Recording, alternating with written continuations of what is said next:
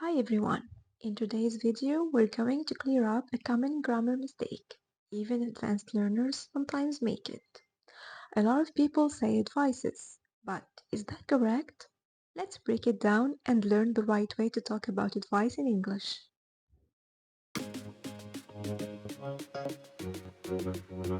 First, have a look at this example, and let's figure out together what's wrong with it. My friend was stressed about her exam. I gave her some advices: sleep well, revise lightly, and stay calm. As you can see in this example, it's not correct to say advices.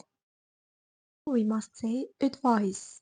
I gave her some advice. In English, there are countable and uncountable nouns. Indeed, a countable noun is a noun that can be counted. For example, books. We can say one book, two books, three books. Plates, apples, one apple, two apples. Whereas uncountable nouns are nouns that cannot be counted. For example, information. We cannot say informations. That's wrong. We always say information. Furniture is also uncountable. Okay, we can say chairs, tables, vases. These words are countable in English, but the word furniture itself remains always furniture. Money also is uncountable in English. What about the word advice? Advice is also an uncountable noun in English. That's why we cannot say advices. That was great advice. I always listen to my teacher's advice. We can also say a piece of advice. Let me give you a piece of advice. Two pieces of advice. My doctor gave me two pieces of advice. So here we can count pieces, but not advice. Let's have a look at the second example. Before traveling to Paris, I asked for advice on where to stay. Everyone told me avoid tourist traps. Where is the mistake here? Yes, right. Advice is not correct here. We say I asked for advice with C, not S. But what's the difference between both of them? Let's figure out. Advice with the letter C is a noun. For example, we can say thank you for your advice. While advise with S is a verb. For example, I advise you to study more.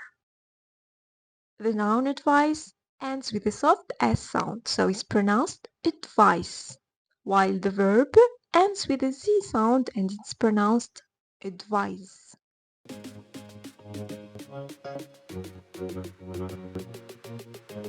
Let's practice a little. Correct this sentence. My teacher gave me two great advices. My teacher gave me two great pieces of advice. Which one is correct? I got many advices. I got some advice. I got an advice. I got some advice. Can I give you some advice? That was really helpful advice. I need your advice on something. If we want to give advice to someone, what can we say? Or how can we give advice? We can use modal verbs, for example. We can use should if we are talking about general advice or recommendations. For instance, you should practice English every day. You shouldn't skip breakfast. We can also use ought to in a more formal context. For example, he ought to wear a helmet when cycling. You ought not to ignore your health. Last but not least, we can use had better, which is often used for urgent or serious advice. For example, you'd better finish your homework before dinner. We'd better leave now or we'll miss the train. Let's practice. Correct these sentences. You ought take medicine. We say you ought to take medicine. Ought is always followed by the preposition to. He should to sleep early. He should sleep early. After should, the verb must be in its base form. He had better to study. He had better study. Had better is also followed by a verb in a base form.